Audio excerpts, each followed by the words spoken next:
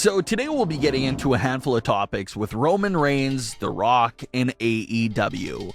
Roman Reigns has been taking part in a lot of interviews to promote Crown Jewel, and he's been talking about some interesting topics. So we'll get into that. We'll also take a look at the latest for The Rock's return. Let's start things off with everything Roman Reigns related, because there's a lot to get in with him. Let's start things off with the latest reports for Brock Lesnar vs. Roman Reigns at Crown Jewel. This has been a very great story and build up for this match. Roman Reigns and Brock Lesnar have faced off with each other a handful of times over the years, but this is the first time that the roles have been reversed. Roman Reigns is now the heel and Brock Lesnar is the babyface. That has never been the case with any of their previous matchups. So that's the part what makes this matchup feel fresh this time around. What also makes this matchup feel fresh is of course the Paul Heyman element. Paul Heyman has been at Brock's side since Brock Lesnar pretty much debuted in the early 2000s. Heyman has obviously been a part of nearly every Brock Lesnar story since he returned to WWE just about a decade ago. Paul Heyman and Brock Lesnar were last seen together as a pair at WrestleMania 36, where Brock Lesnar lost the WWE title to Drew McIntyre.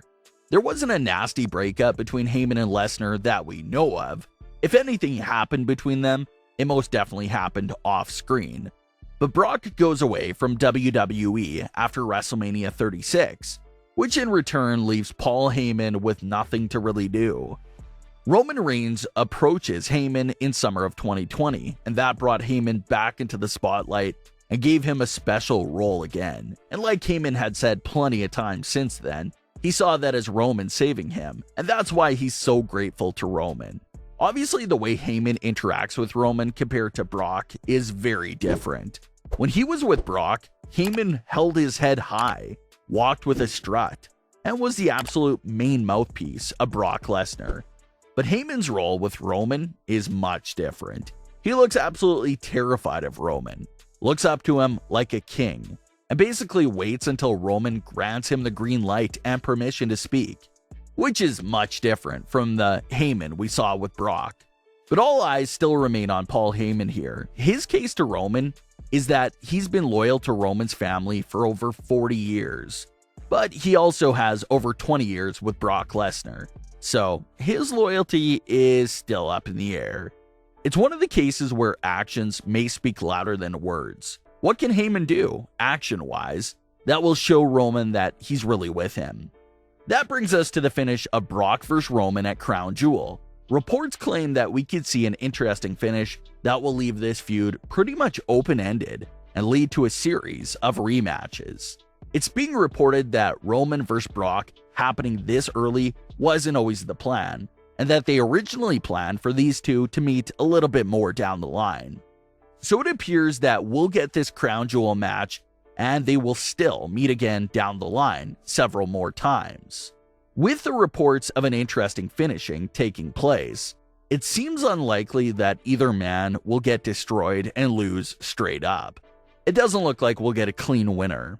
It's sounding like something will happen that will affect the outcome of the match. Now, is that Jimmy and Jay getting involved?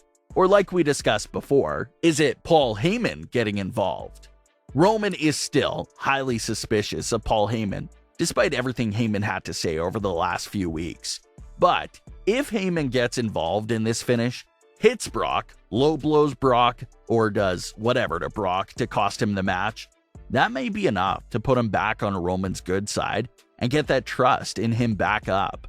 A finish like that proves that Heyman could in fact be loyal to Roman, and it also leaves the possibility of Brock getting another match since he was screwed at Crown Jewel. So it's very interesting to speculate about, and after Crown Jewel, we'll finally see what this interesting direction and finish is. And we'll be able to break it all down after we see it unfold. Let's get into things with The Rock's return. So pretty much since early this year, there was this report going around that The Rock would be at Survivor Series to celebrate the 25th anniversary of his WWE debut. This anniversary celebration at Survivor Series would end up getting interrupted by Roman Reigns, leading us to the first interaction between Tribal Chief Roman Reigns and The Rock. It would be a very early build-up to their potential clash at WrestleMania 39. There's been this rumored plan all along, but new reports claim that this may, unfortunately, be off the table.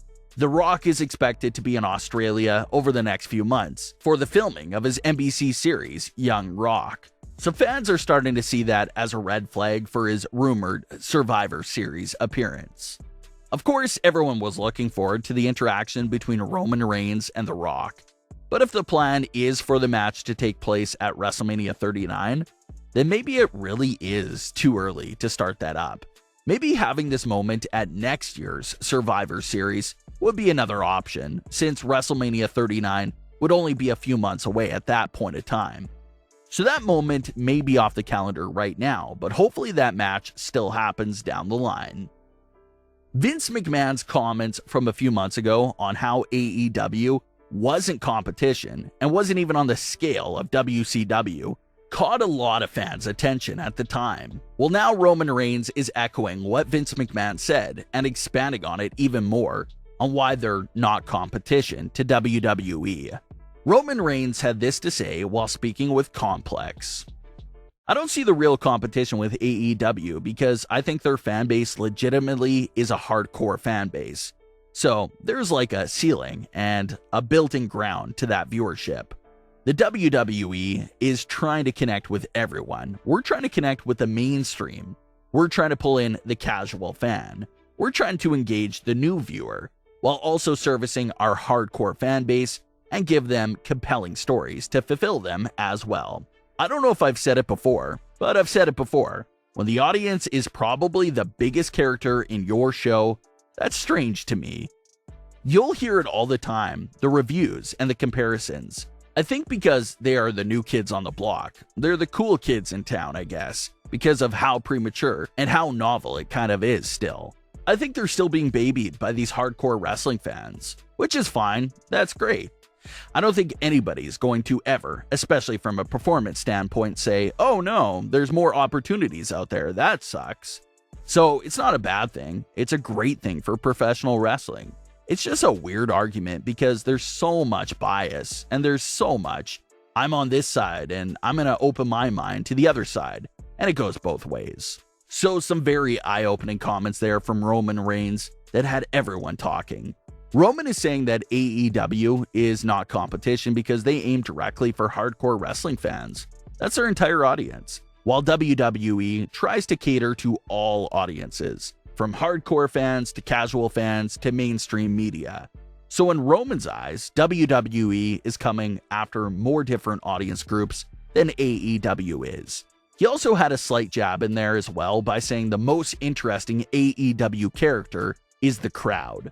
Roman's comments started up another usual battle between WWE and AEW fans. And that's sort of what Roman mentioned as well. Both fan bases are so loyal to their side, and they just rip the other fan base apart. But that's most likely never going to change. That's just how things are. But what are your thoughts on Roman's comments? Agree or disagree? Leave your thoughts below. Don't forget to subscribe with all notifications on and leave a like if you enjoyed. Thanks for watching, guys.